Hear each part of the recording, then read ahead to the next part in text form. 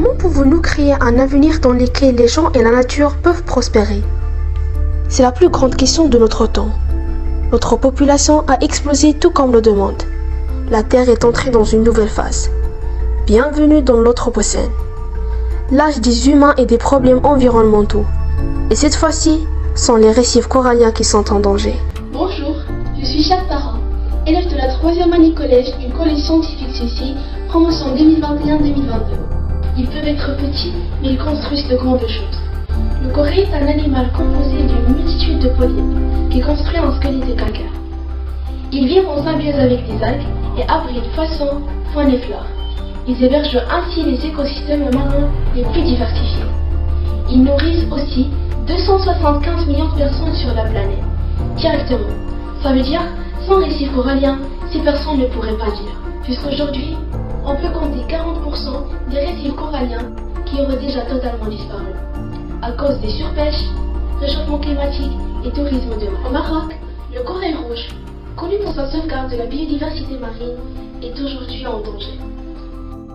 Face à la menace qui pèse sur cette espèce, on doit tirer la sonnette d'alarme. Par exemple, sa quantité autorisée à être pêchée a chuté de 50%, passant de 500 kg par bateau en 2014 à 230 kg en 2019.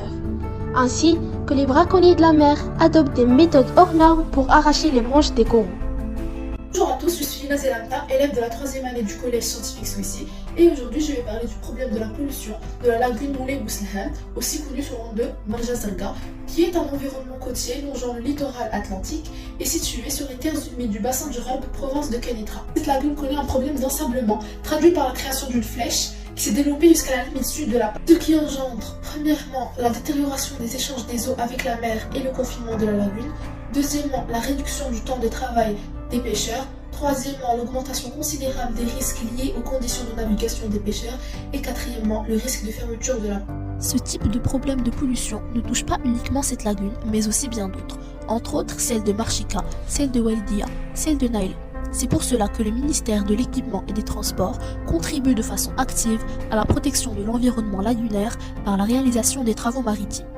Merci de votre attention. Sauvons ces coraux. On peut réduire les pollutions, restaurer des zones dégradées, développer une économie bleue autour de certains récifs, installer des abris flottants pour les protéger de la lumière du soleil, qui accentue les épisodes de blanchiment. Mais la seule option pour que tout cela se termine bien est que nous réduisons radicalement et immédiatement nos émissions de carbone.